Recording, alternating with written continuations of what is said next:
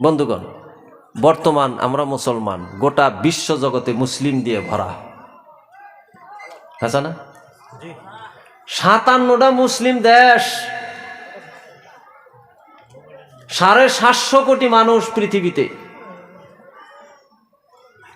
তার 300 কোটি মুসলমান, 250-300 কোটি মানুষ মুসলমান। একদম দুনিয়া গিজ গিজ গিজ গিজ করতেছে মুসলমান দিয়ে, কোন সুবহানাল্লাহ। কিন্তু 313 জন যেদিন ছিল সেই দিনের মতো আজকে কি আমাদের দাম আছে? কথা কন। আমার বন্ধুগণ, কি হলো মুসলমানের? কোথায় গেল সেই মর্যাদা? কোথায় গেল সেই দাম? একজন মুসলমানের নাম শুনলে গোটা দুনিয়া থর থর থর থর করে কাঁপত। আর আজকে তামাম দুনিয়ার মুসলমান একটা বিজাতির নাম শুনলে থর থর থর থর করে কাঁপে।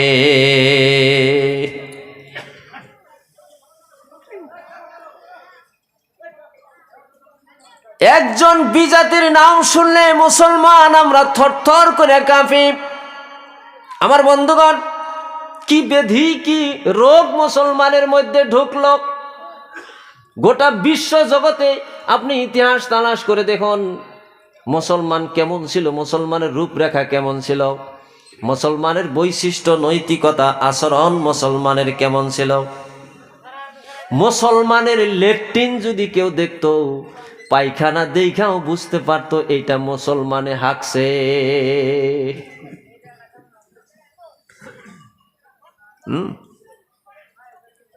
আর এখন মুসলমান বিজাতিরা এত ঘৃণা করে, তাদের বাড়ির নিকটে আমাদের বাড়ি তৈরি করব, এর জন্য আমাদের কাছে জমি পর্যন্ত বিক্রি করতে চায় না। আমার বন্ধুগণ, চায়নায় আজকে মুসলমান দিয়ে ভরা, ইন্দোনেশিয়ায় মুসলমান দিয়ে ভরা, জাকার্তায় মুসলমান দিয়ে ভরা। আপনারা কত কি ওই আরবের থেকে যুদ্ধ সমরাস্ত্র তৈরি করে ইন্দোনেশিয়া আজকে সৌদি আরব হলো এখান থেকে কত দূর, আর ইন্দোনেশিয়া হলো আমাদের দেশের পূর্ব প্রান্তেই একটা দ্বীপরাষ্ট্র, চতুর্দিকে সাগর আর সাগর, পানির মাঝখানে একটা দেশ, আর সেখানে 99% মুসলমান। কি করে মুসলমান হয়েছে? মাত্র 2-4 মানুষের সততায়। সুবহানাল্লাহ কোন। 2-4 মানুষের সততার বিনিময় ইন্দোনেশিয়ার মতো দেশটাই পরিপূর্ণ ইসলাম দিয়ে ভরা। ইসলামের প্রারম্ভিক যুগে মাত্র 4-5 মানুষের মেহনত, বদরের যুদ্ধে মাত্র 313 জন মানুষের মেহনত, 313 জন মানুষের সততায়, 313 জন মানুষের মুসলমানিয়তের সেই অহংকার গৌরবে গোটা দুনিয়ার মধ্যে ইসলাম প্রচার হয়েছে। জোরে বলেন ঠিক কিনা নাই? আজকে তামাম বিশ্ব জগতে মুসলমান, আমাদের কি ব্যাধি ঢুকেছে, কি রোগ আমাদের মধ্যে ঢুকেছে, যেই রোগটা ঢুকার জন্য আমরা দুর্বল হয়ে পড়েছি। আমাদের শরীরে চেহারা আছে ঠিক, কিন্তু শক্তি আর সমর্থ আমাদের মধ্যে নাই। কত কত মানুষ দেখবেন হাতির মতো, মানুষটা একবারে ঠ্যাংগুনা, মানে একটা হাতির ঠ্যাংয়ের মতো। কিন্তু আমার বন্ধুগণ, শরীরে 5 পয়সার শক্তি নাই। কথা কোন হাসান আমিছে? আছেন এরকম মানুষ? তামাম দুনিয়ায় আমরা মুসলমান, চেহারা আমাদের মুসলমানের আছে, কিন্তু আসল শক্তি আমাদের নাই। 1 নাম্বার ব্যাধি আমাদের মধ্যে ঢুকেছে। আল্লাহ বলছেন, ওয়ালা তাহিনু ওয়ালা তাহজানু ওয়া আনতুমুল আ'লাউনা ইন কুনতুম মুমিনিন। জোরে বলুন সুবহানাল্লাহ। ওয়ালা তাহিনু ওয়ালা তাহজানু, তোমাদের ভয়ের কারণ নাই, চিন্তারও কারণ নাই। মুসলমানের ভয় আর চিন্তার কারণ নাই, কিন্তু বিশ্ব জগতে বর্তমান মুসলমানেরই ভয় বেশি। কথা বলেন ঠিক না বেঠিক? আর চিন্তারই কারণ বেশি, কারণ গোটা বিশ্ব জগতে যেভাবে মুসলমানের উপরে নির্যাতন আর নিপীড়ন চলছে, মনে হয় যেভাবে আমরা মুড়ি মিঠারির মধ্যে দিয়া মোয়া বানাই আমরা চাবায়া চাবায়া খাই, আমার মনে হয় কিছু বছরের মধ্যে তামাম দুনিয়ার সমস্ত মানুষকে মোয়া বানাবো, হাতের মুষ্টি ধরবে আর বিজাতিরা চাবায়া চাবায়া খেয়ে শেষ করে দিবে।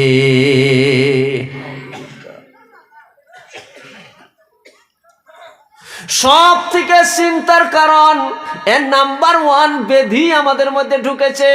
সংখ্যা গরিষ্ঠতার উপরে ইসলাম বিজয় সাব্যস্ত করে না আমার বন্ধুগণ, কোয়ান্টিটির উপরে ইসলাম বিজয় সাব্যস্ত করে না, ইসলাম সাব্যস্ত করে কোয়ালিটির উপরে। ঠিক না?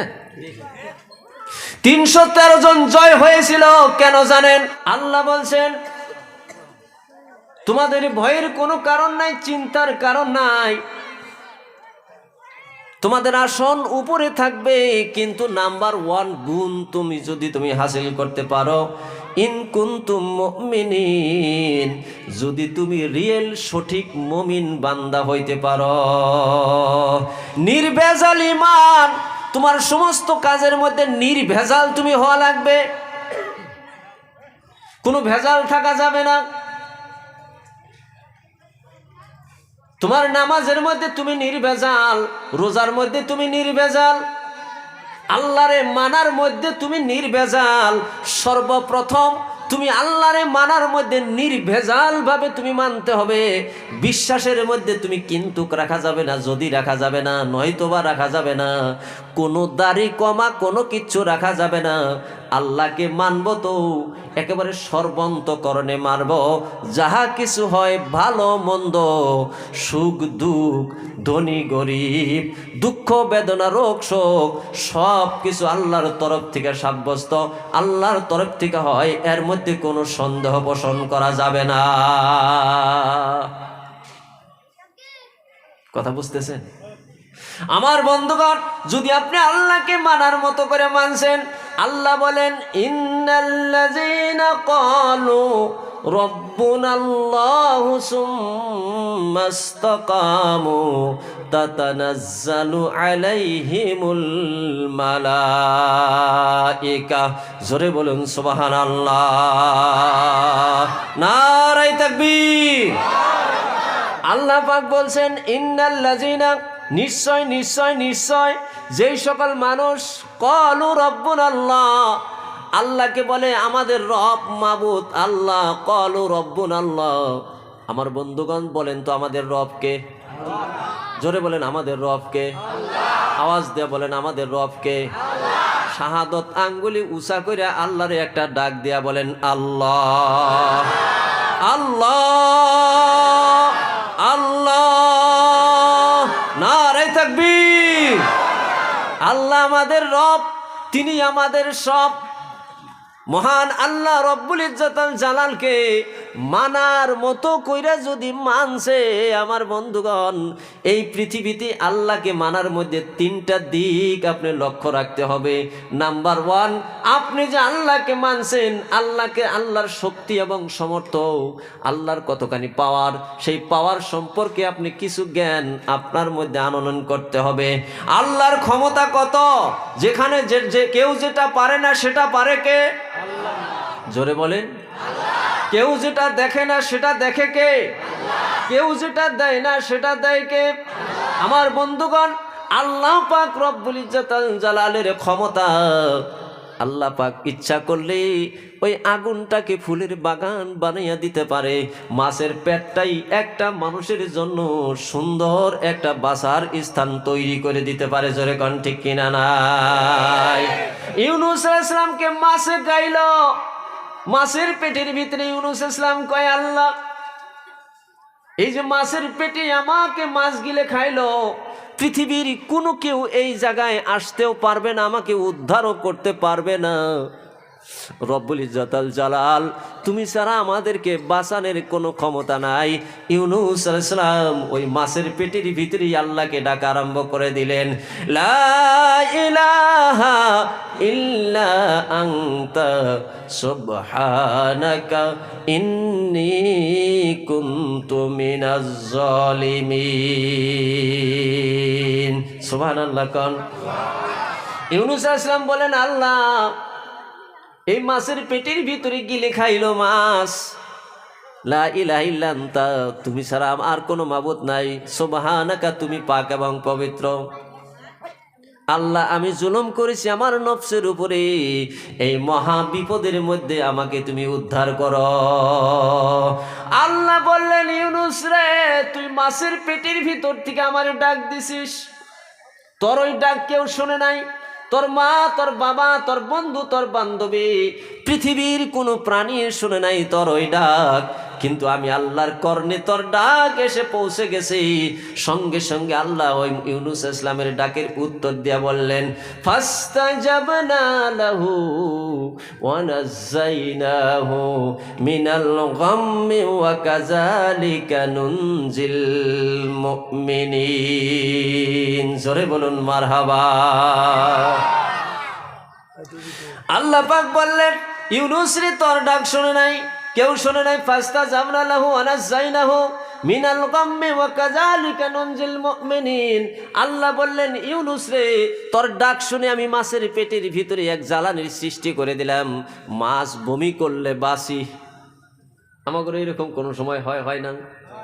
হ্যাঁ, দেখবেন পেটের মধ্যে এরকম অজীর্ণ হইয়া যায়, না এই দিকে যায় না ওই দিকে আসে, পেটের মধ্যে আলাদা একটা বোঝা হইয়া যায়, বমি করলে বাসি, আর নলে যদি আউটডোর দিয়া যদি বাইরিয়া যদি সাফা হইয়া যায় তাও বাসি।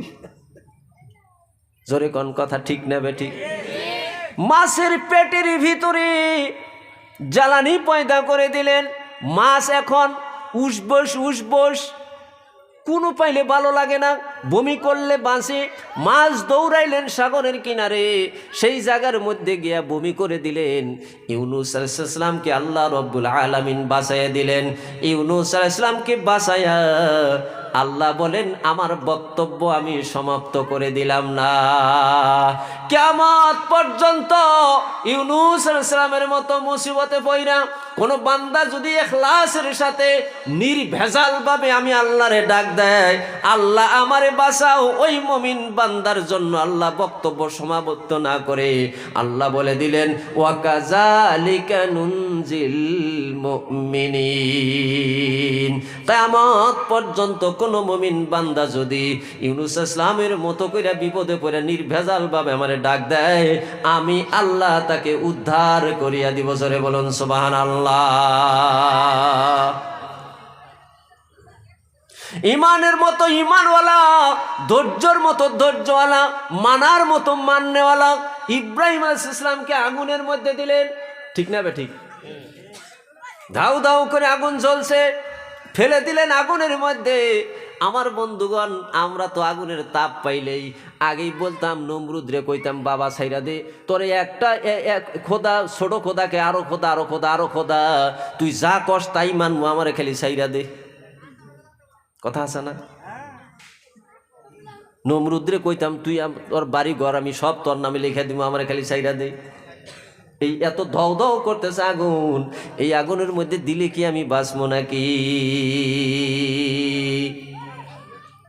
ইব্রাহিম আলাইহিস সালামকে নিয়ে আসলেন, আগুনের মধ্যে ফেলে দেবে। এবার বলে, ইব্রাহিম বল, আমি খোদা। ইব্রাহিম আলাইহিস সালাম কয়, তুই কিসের খোদা? চরকের মধ্যে দিছে, গুরানি দা উপরের মধ্যে দিবে, ফেরেশতা এসে কয়, ইব্রাহিম আলাইহিস সালাম আপনি কোন একটু খবর, একটু অর্ডার দেন, আগুন এখনই ওর ধুমা পর্যন্ত সব নিভাইয়া দিব, নমরুদের গোষ্ঠী শুদ্ধাই দেশ থেকে ফালাইয়া দিব। ইব্রাহিম আলাইহিস সালাম কয়, আমি তো তোমাদের কাছে আশ্রয় চাই না। কোন সুবহানাল্লাহ। আরো একজন পানির ফেরেশতা কয়, ও ইব্রাহিম আপনি বলুন, পানি ফালাইয়া একবারে নিভাইয়া দিব। বাতাসের ফেরেশতা কয়, বাতাস দিয়া নিভাইয়া দিব। ইব্রাহিম আলাইহিস সালাম কয়, না না, তোমাদের কাছে আমি আশ্রয় চাই না, যেই মাবুদ আমাকে সৃষ্টি করেছেন তিনি কি দেখতেছে না আমি কোন মুসিবতে আছি? ইব্রাহিম আলাইহিস সালামকে আগুনের মধ্যে ফেলে দিল, দুনিয়ার সমস্ত মানুষ দেখলো ওটা আগুনের কুণ্ড। আর ইব্রাহিম আলাইহিস সালামকে যখন ফেলে দিল ওই আগুনের কুণ্ডটাই ফুলের বাগান হয়ে গেল। কোন একবার সুবহানাল্লাহ। কুনি বারদাউ ওয়া সালামান আলা ইব্রাহিম। ওই ওই ওই আগুনটা আল্লাহ পাক এত সুন্দর করে দিলেন, না বেশি ঠান্ডা না গরম, একদম সুশীতল। বর্তমান আমরা এসি রুম যে তৈরি করি, এসি রুমের মতো বানাইয়া দিলেন। আমার বন্ধুগণ, ওই নমরুদের মেয়ে ওই ওই ইয়ের থেকে কি বলে দোতলার থেকে দেখছে ইব্রাহিম আলাইহিস সালাম আগুনের মধ্যে হাসতেছে। আমার বন্ধুগণ, আমার বলার উদ্দেশ্য হলো ঘটনাটা আমরা কতখানি মানছে। আমার বন্ধুগণ, এই কথার সাথে সামঞ্জস্য রেখে আমরা মানার মতো মানতে হবে। আমি একটা সূরা পড়েছিলাম, কুল আউযু বিরাব্বিন নাস মালিকিন নাস ইলাহিন নাস মিন শাররিল ওয়াসওয়াসিল খান্নাস। মুখস্থ আছে গো? কুল আউযু বিরাব্বিন নাস, মনে রাখবেন বিরাব্বিন নাস। এনে একটা রব গেল না? নাই গেছেন একটা রব। বিরাব্বিন নাস মালিকিন নাস, মালিক মানেও রব, এখানে একটা রব গেল। ইলাহিন নাস, ইলাহা মানেও রব, এখানে একটা রব গেল। তিনটা রবের কথা কেন উল্লেখ করেছেন এই সূরার ভিতরে? গুরুত্বপূর্ণ আলোচনা এই সূরাটার মধ্যে ঢুকে আছে। আমার বন্ধু, জীবনে কোনো দিনও একটু খেয়াল করি নাই। কুল আউযু বিরাব্বিন নাস, হে নবী আপনি বলুন, আপনি আশ্রয় গ্রহণ করেছেন মানুষের পালনকর্তার। মানুষের পালনকর্তা মালিকিন নাস, মানুষের মালিকের আশ্রয় গ্রহণ করেছি। ইলাহিন নাস, মানুষের প্রভুর। এখানে তিন ধরনের ডাক, তিন ধরনের রবের পরিচয়। আপনি বিশ্লেষণ দেখবেন, তাফসির খুলে আপনি দেখবেন তাফসিরগুলোর মধ্যে কি লিপিবদ্ধ করা হয়েছে। বন্ধু, আমি এই তিনটা বাক্য আমি একদিন তাফসির পড়ে অবাক হয়ে গেছি। হাইরে হাই, মারাত্মক কথা তো আমি চিন্তা ফিকির করে আমি লক্ষ্য করেছি। একটা হলো কুল আউযু বিরাব্বিন নাস, নবী হে আপনি বলুন আমি আশ্রয় গ্রহণ করেছি মানুষের প্রতিপালকের। মানুষের প্রতিপালক কোথায়, কিভাবে? মানুষের জীবনটা তিনটা স্তরে চলে। জোরে বলেন কয়টা? তিনটা স্তর। একটা হলো একবারে শিশু বাল্যকাল, তারপরে হলো যৌবনকাল, তারপরে হলো বৃদ্ধকাল, শেষের কাল। এক নম্বর মানুষের অধিপতির, অর্থাৎ একটা সময় মানুষ যখন জন্মগ্রহণ করে, বুঝবেন ভালো করে কথাগুলো বুঝবেন, একটা সময় যখন মানুষ জন্মগ্রহণ করে, শিশু বাচ্চা মাতৃগর্ভ থেকে যখন ভূমিষ্ঠ হয়, প্রথম ও মায়ের মুখটাই দেখে। জোরে কন ঠিক কিনা নাই? তারপরে আস্তে আস্তে বাবার মুখটা দেখে। ও মার বাবা, মার বাবা, এই দুইটাকেই ওর পালন কর্তা, রব, মালিক, খালিক, স্রষ্টা, প্রভু, যত কিছু আপনি বলেন, ওই শিশু বাচ্চা তার মাকে আর বাবাকেই জানে। দুনিয়ার মধ্যে কেউ আমাকে বাঁচানেওয়ালা নাই, কেউ খাওয়ানেওয়ালা নাই, কেউ পিন্দানেওয়ালা নাই। এই মা আর বাবাই আমার জন্য সব কিছু করে দেয়। কারণ কি জানেন? দেখবেন একটা শিশু বাচ্চা ওর মায়ের কোলের মধ্যে আছে, তার খালা, ফুবু, চাচি, নানি সবাই কিন্তু আদর করবে। ওর মায়ের কোল থেকে ও নিতে পারবে না। সর্বপ্রথম এক নাম্বার যখন বাচ্চা একবারে ছোট্ট থাকে, ওর মাকেই সর্বপ্রথম প্রভু হিসাবে মেনে নেয়। আমার বন্ধুগণ, আমার মা বোন সকল, আপনাদের জন্য আমি যাব, মা বোনদের কথাই আমি যাব, একটু সময় লাগবে।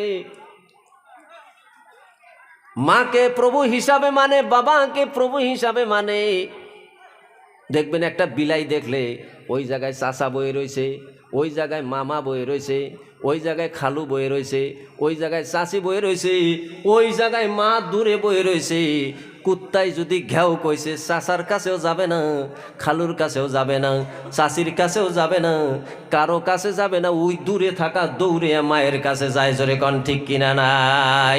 এই কুকুরের হাত থেকে বাঁচানোর মতো আর কেউ বাঁচাইতে পারবে না, আমার মা বাঁচাইতে পারবে। আল্লাহু আকবার। আমার বন্ধুগণ, দুই একটা কথাই বুঝে নেবেন। আমার বাবা ওই সন্তান আস্তে আস্তে আস্তে আস্তে যখন বড় হলো, বড় হওয়ার পরে সন্তান দেখবেন বাবার কাছে সব চায়। কিতাব বাবার কাছে চায়, বহি বাবার কাছে চায়, কলম বাবার কাছে চায়, বিস্কুট বাবার কাছে চায়, লং পেন বাবার কাছে চায়, জুতা মোজা বাবার কাছে চায়, সব বাবার কাছে চায়। কারণ বাবার কোনো অভাব নাই, তিনি রাজাধিরাজ, তিনি আমার জীবনের সব পরিপূর্ণ করে দিতে পারে। বাজারে নিয়ে গেছেন আপনার সন্তানকে, আপনার পকেটে কিন্তু হিসাব করা পয়সা, বুঝলেন? আপনার পকেটে হিসাব করা পয়সা। আপনি চাল কিনবেন, ডাল কিনবেন, মূলা কিনবেন, গাজর কিনবেন, মাছ কিনবেন, হিসাব করে নিয়ে পয়সা নিয়ে আপনি বাজারে গিয়েছেন। আপনার সন্তানকেও আপনি বাজারে নিয়ে গেছেন, নিয়ত করেন একটা 10 টাকা দামের মিষ্টি খাওয়াবেন, পারলে সন্তানটার জন্য আপনি আধা কেজি জিলাপি কিনা দিবেন। আপনার এটাই হলো বাজেট। কিন্তু সন্তান বাজারে যাওয়ার পর মিষ্টি চাইলো মিষ্টি দিলেন, জিলাপি চাইলো জিলাপি দিলেন, খুরমা চাইলেও খুরমা দিলেন। এবার জুতার দোকানে যায় কয় জুতা লাগে, আপনার পকেটে পয়সা নাই, ও গড়াগড়ি আরম্ভ করে দিছে। বাজারের মধ্যেই গোল পারে, আপনার পকেটে টাকা নাই, ওইটাও আর ধান দানা। আমার বাবার ব্যাংক স্টেট ব্যাংকের থেকেও বড়, কেননা আমার বাবা তো সব করনেওয়ালা, সব দেনওয়ালা, খিনানেওয়ালা, পিলানেওয়ালা। বাবার তো টাকা নাই, ওই সন্তান গড়াগড়ি পারতেছে, কারো কাছে দাবি করে না, বাবার কাছে দাবি কইরা দেখবেন শেষমেশ জুতা আদায় কইরা সারে। জোরে কোন ঠিক কিনা নাই? আল্লাহ বলেন ওই শিশু নাবালক সন্তানটা বাবার কাছ থেকে যেভাবে কেঁদে কেঁদে তার জুতাটা আদায় করে নিল, মিষ্টিটা আদায় করে নিল, তার পাঞ্জাবিটা আদায় করে নিল, তার বহিটা আদায় করে নিল, সিলেটটা আদায় করে নিল, বান্দারে ওইভাবে অবুঝভাবে আমারে রব হিসাবে যদি মানতে পারিস, আমিও তোর জীবনের সব অভাব পরিপূর্ণ করে দিব। অসুবিধা পাইতেছেন? আমার বন্ধুগণ, শর্ট করে যাব কারণ বহুত লম্বা আলোচনা। আস্তে আস্তে আস্তে সন্তানটা যখন বড় হলো, যৌবন প্রাপ্ত হয়ে গেল, এখন আর বাপ মায়ের কাছে যায় না। বাবাই যদি কিছু কয় ভ্যাসকি মাইরা উঠে, কথা কন ঠিক কিনা নাই? মায়ে যদি কিছু কয়, এখন আর মার বাবা রব নাই, মা বাবা খালিক নাই, এরা বিদায়। এরপরে মালিকিন নাস, মানুষের অধিপতি, মানুষের অধিপতি অর্থাৎ তখন দেখবেন লিডারশিপ বাপ ও ঘোরাঘুরি করতেছে, সমাজের দেখি কার পাশে ঘুরলে আমার লাভ হয়। দেখবেন ও আস্তে আস্তে যায় না, মেম্বারের পাশে ঘুরে, সভাপতির পাশে অর্থাৎ প্রেসিডেন্টের পাশে ঘুরে, কাউন্সিলরের পাশে ঘুরে, এমএলএর সাথে খাতির দিবার চায়। এখন আর মা বাবা রব নাই, রব হইল নেতারা। আমার জীবনের কিছু যদি কইরা দিবার পারে, নেতারাই দিতে পারবে। Higher secondary pass, BA pass, MA pass, MLA সাহেবের পাশে গেছে। সাধারণ মানুষ আমরাও তো দেখবেন ওই যে মেম্বার সাহেব, প্রেসিডেন্ট সাহেবের বাড়িতে দেখবেন সকালে একবার যায়, বিকালে একবার যায়, সকালে একবার যায়, বিকালে একবার যায়। বাজারে দেখা হইলেই চা খিলায়, প্রেসিডেন্টে চা খিলায়, চা খিলায় কানে কানে কয়, প্রেসিডেন্ট সাহেব লাগে কিছু লাভ দিমুনি, 2 পয়সা বেশি করে দিমুনি, আমার গড়টা জানি ব্যাগের আগে হয়। 5 কেজি গমের নিগে 7 দিন কামলা খরচ করে যায়, তাই না? আমনগো হিনে বোধহয় নাই। 150 টাকা দামের কম্বল দিবে, 500 টাকা দামের কামলা খরচ করে সারাদিন নেতার বাড়িতে বইয়া থাকে। এই আমরা মুসলমান। আমার বন্ধুগণ, নেতার পাশে পাশে ঘুরে, তার মানে নেতাই কিছু করে দিতে পারবে। আল্লাহর প্রতি এরকম তখনও ওইরকম একটা আসে নাই, নেতাই কিছু করে দিতে পারবে। তাই আমার বন্ধুগণ নেতার পিছনে পিছনে ঘুরি। এইবার চাকরির জন্য অ্যাপ্লাই করেছে, ইন্টারভিউ অ্যাপ্লাই সমাপ্ত হয়েছে, চাকরি হবে। এমএলএর বাড়িতে যাইয়া ধর্ণা দিয়েছে, এমএলএর কোয়ার্টারে ধর্ণা, মন্ত্রীর কোয়ার্টারে ধর্ণা। এবার মন্ত্রীকে জানাই, এমএলএকে জানাই, আমি এই পদে অ্যাপ্লাই করেছি, আমার চাকরিটা। বলে চাকরিতে তরে দিমুরে, বর্তমান যুগ খারাপ, টাকা পয়সা না হইলে তো চাকরি হবে না। বাড়িতে দৌড়ে আইসা গেছে গা, 2টা হালের গরু বিক্রি। তারপরেও দেখবেন ক্ষেত খামার কিছু বিক্রি বন্ধক থুয়া, দরকার পড়লে বাড়ি ভিটা পর্যন্ত বিক্রি কইরা নেতার কাছে নিয়ে টেহার টপলাটা হাজিরা দেয়। জোরে কন ঠিক কিনা নাই? তারপরেও জেলা পরিষদের সাথে নিয়ে যায়, প্রেসিডেন্টের সাথে করে নিয়ে যায়, তাও সন্দেহ চাকরি হয় কিনা না হয়। প্রতিযোগিতা অনেক। এইবার নিশি নির্জনে কেউ নাই, সব চলে গেছে। নেতার বাড়িতে যাইয়া আমার বন্ধুগণ নেতার পাও ধইরা দর দর করে কান্দে, ও এমএলএ হুজুর, ও স্যার, আমার বাড়ি ভিটা পর্যন্ত বিক্রি করেছি, আমি একদম বেকার, আমার বাবার অসুখ, মায়ের অসুখ, বোন 2টা পড়াশোনা করতেছে, বিবাহ দিতে হবে, আমার চাকরি যদি না দেন আমি পথের ভিখারি হয়ে যাব, আপনার কাছে আমার চাকরিটা অত্যন্ত দরকার। পা জড়িয়ে ধরে কানছে, চোখের পানি গিরগির করে ফেলাইতেছে। অর্থাৎ ওই সময় এমএলএ সাহেব ছাড়া তার অভাব কেউ পূরণ করতে পারে না, তার জীবনের চাহিদা কেউ পূরণ করতে পারে না।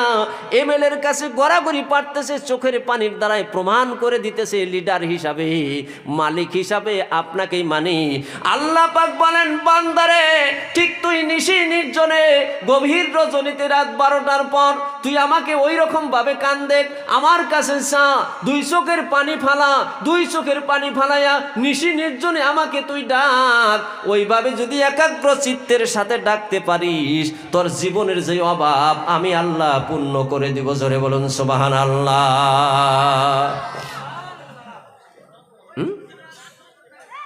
বুঝতেছেন কথা ভাই? কেচ্ছা কাহিনী কম না, কেচ্ছার লাইনে গেছিলাম। আমার বন্ধুগণ, 3 নাম্বার ইলাহিন নাস।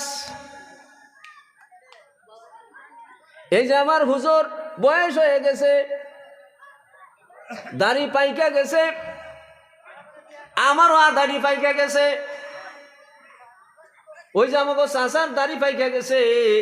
এক সময় আমাদের খুব দাম আছিল, মেয়ের বাড়িতে গেলে বড় বড় মুরগি জব করত, শ্বশুর বাড়ি গেলে তো কোয়াই লাগবো না।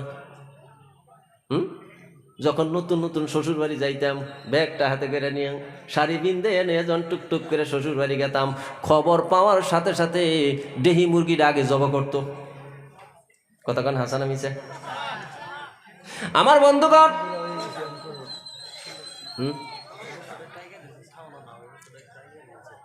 এইটা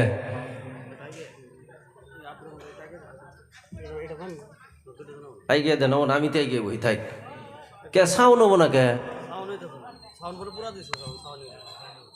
সাউন্ড হয় না? বাপরে বা, আমার থেকে জোরে করে কথা কয় না এই মানছি ওয়াজের মধ্যে। শৈলে নাই 1.5 কেজি মাংস, কথার পাওয়ার কি? জোরে কন ঠিক না বেটে? কত বগলে থেকে কথা কন যায় মাইকে, এটা স্টেজ আছে তো, একটা স্টাইল আছে, একবার ট্রাই গাবো, একটা পাই যাবো, এটা স্টাইল, ওয়াজের একটা স্টাইল। তাহলে সে একটা সৌন্দর্যতা হবো, মাধুর্যতা হবো, মিঠা মিঠা হবো। জোরে কন ঠিক না বেঠি? খালি ডব ডবাই এক মুখ থেকে বয়ান করলে এটা কতক্ষণ শুনবো মানছি? হাসা কথা কিছু কয়ে থিয়ে যায়। সুবহানাল্লাহ কর। এই বাবারা বইবেন, একটু বইবেন, একটু বইবেন না, কাপড়ের ইস্তারি ভাঙবো না, থাক ওবো না, ভালো আছে মানুষ, সব বয়ে গেছে, রাস্তায় নাই এখন আর। কিছু সময় তো থাকবই, বাজারের নিশা, এটার নিশা, ওটার নিশা, এই যাবো গা, সব আইব, একটাও থাকবো না, সব আমার পার্টনার, সব বন্ধু। এই যুবক ভাইরা, হাসানা, জোরে কও হাসানা মিশা? ঠিক আছে। আমার বন্ধুগণ, আমার মুরব্বিয়ান সকাল আসল ওয়াজে যাই নাই, শেষ দেব ইলাহিন নাস। বয়স যখন যত বাটি হয়, দুনিয়ার মানুষের থেকে আস্তে আস্তে মানুষটা দূরে সরে যায়। আস্তে আস্তে আস্তে আস্তে বিছনার মধ্যে পড়ে যায় বেমার। ডক্টরের ওষুধে কোনো কাজ দেয় না, কেউ নাই ঘরের ভিতরে, বিছনার মধ্যে একা একা শুয়ে রয়েছে। আগে শরীরটার মধ্যে বাঘবর পাহাড় ঠেইলা গুতাইয়া হরানের মতো শক্তি ছিল, এখন শরীরে মাছি পড়ে, মাছিটাও খেদানের যার শক্তি নাই। মনে মনে ভাবে একটা ডালিম ফল যদি হয়তো খাইতাম, হাইরে কেজি কেজি ডালিম সন্তানরে খাওয়াইছি, মেয়েরে খাওয়াইছি, ছেলেরে খাওয়াইছি, আমার একটা ডালিম ফল খাওয়ার ইচ্ছা নাই রে নাই, একটা ডালিম ফল নাই, দুধের একটু হর খাওয়ার জন্য আমার ইচ্ছা। 1 কেজি গাখির জাল করে করে ঘন বানাইয়া সন্তানরে খাওয়াইতাম। আজকে সেই সন্তান আছে, কিন্তু আমার 1 কেজি আমার একটু দুধের হর খাওয়ার জন্য ইচ্ছা, কিন্তু সন্তান আমার পাশে নাই। নাই রে নাই, কেউ নাই। যেই বিবির জন্য আমি মা ছাড়ছি, বাবা ছাড়ছি, আমার এখন একটু অসুখ বেশি হওয়ার জন্য বিবি আছে ঠিক, কিন্তু সব সময় আমার পাশে থাকে না। বিবিও আমার কাছে নাই, সন্তানও আমার কাছে নাই, শ্বশুর বাড়ির আদরও আমার কাছে নাই, বন্ধু বান্ধব আত্মীয় স্বজন কেউ আমার কাছে নাই। বিছনার মধ্যে একা একা ভাবতেছে আমি কার কাছে যাব, সবাই চলে গেছে, আমি কার কাছে যাব, কার কাছে যাব? নাই নাই, আমাকে দেখার মতো, আমাকে বোঝার মতো, আমাকে সহায় করার মতো, আমাকে এখান থেকে উদ্ধার করার মতো দুনিয়ার আর কেউ নাই রে, সব দূরে চলে গেছে। একমাত্র আমাকে উদ্ধার করার জন্য যদি কেউ আছে, তিনি হলেন আল্লাহ। আল্লাহ ছাড়া আমাকে আর কেউ উদ্ধার করতে পারবে না। বৃদ্ধ বয়সে বিছনার মধ্যে একা একা শুইয়া চোখের পানি টপ টপ টপ টপ করে ফালাইয়া আল্লাহর কাছে বলে, আল্লাহ গো, আমার কেউ নাই, সন্তানের জন্য জীবনটা শেষ দিয়ে দিলাম, বিবির জন্য সমস্ত কিছু শেষ দিয়ে দিলাম, দেশবাসী আত্মীয় স্বজনের জন্য সব শেষ দিয়ে দিলাম, আমার যৌবন শক্তি সমর্থ সব সংসারে দিলাম, সব বেকার। আজকে খালি বিছনার মধ্যে আমি পড়ে আছি, তুমি ছাড়া আমার আর কোনো গতি নাই। যেভাবে ওই বৃদ্ধ মানুষটা বিছনার মধ্যে একা একা কাঁদে আর চোখের পানি ফালায়, কোনো বান্দা যদি মুসিবতে পড়ে, ওইভাবে যদি মহান আল্লাহ রব্বুল ইজ্জত ইজ্জতুল জালালকে ডাক দেয়, আল্লাহ বলেন, বান্দারে বান্দা, আমি আল্লাহ তার সেই সমস্যাটাকে সমাধান করে দে। ডাকছি কোনো দিন? মুসিবতে পড়লেই মেম্বারের কাছে, প্রেসিডেন্টের কাছে, জেলা পরিষদের কাছে, থানায় যায়, থানায় যায় দরকার পড়লে ওসিরে বড় বড় মুরগি দেই আর ডিম হালি হালি ডিম দিয়া হাতে পায়ে ধরে কই, কোনো দিনও রাত্রে তাহাজ্জুদ পড়ে আল্লাহর কাছে কইলাম না, আল্লাহ আমার এই মুসিবতটা তুমি আমার মুসিবত দূর করে দাও। জোরে কোন ঠিক না বেঠিক? সিজদায় যাইয়া কোনোদিন বললাম না, আল্লাহ গো এই মুসিবত আমার, সিজদায় যাইয়া কোনোদিন বললাম না, আল্লাহ মুসিবতটা উদ্ধার করো। আল্লাহ বলেন, সেইভাবে যদি তুই আমার কাছে চাস, ইন্নাল্লাযীনা ক্বালু রাব্বুনাল্লাহু সুম্মা ইসতাকামু তাতানাজ্জালু আলাইহিমুল মালায়েকা, তোর মুসিবত যতই হোক না কেন, আমি আল্লাহ ফেরেশতা দিয়া আমি তোর সেই মুসিবতটা উদ্ধার করিয়া দেই। জোরে বলেন সুবহানাল্লাহ। মানার মতো মানতে হবে, জোরে কোন ঠিক কিনা নাই? মানার মতো মানতে আমরা রাজি? কথা কয় না, কয় হুজুর যে সময় ওয়াজ যতক্ষণ শুনবো তখন আসি, ওয়াজও শেষ, তারপরে রুমালটা ফালাইয়া দিয়া আপনার ওয়াজও আমরা পকেটে থিয়া দিব, আর আর জীবনে খুইলা দেখবো না। লাভ নাই, লাভ নাই। আমি বলি না আমার ওয়াজ 5 ঘন্টা শুনেন আর সকালবেলা আমার প্রশংসা করেন, হুজুর যা কইছে রে। আমি সেই প্রশংসা আপনাদের কাছে চাই না। আমি যাওয়ার পরে আপনারা গালি পারেন, এতে আমার কোনো আফসোস নাই, ভালোই লাগবে। কিন্তু আমার কথাগুলা যদি আমলে পরিণত করেন, তাহলে আমি সব থেকে বেশি শান্তি পেয়ে যাব। আল্লাহকে মানার মতো মানতে হবে, আমরা মানতে রাজি। জোরে বলেন ইনশাআল্লাহ। কিভাবে মানবো আমার বন্ধুগণ? নাম্বার 1, এলাকাটা পরিবর্তন করে দিতে হবে, গ্রামটা পরিবর্তন করে দিতে হবে, অঞ্চলটা পরিবর্তন করে দিতে হবে, বাড়িটা পরিবর্তন করে দিতে হবে। হর বাড়ি, হর ঘর, হর এলাকা ইসলামের নকশায় আমরা ফুলের বাগানের মতো তৈরি করে নিতে হবে।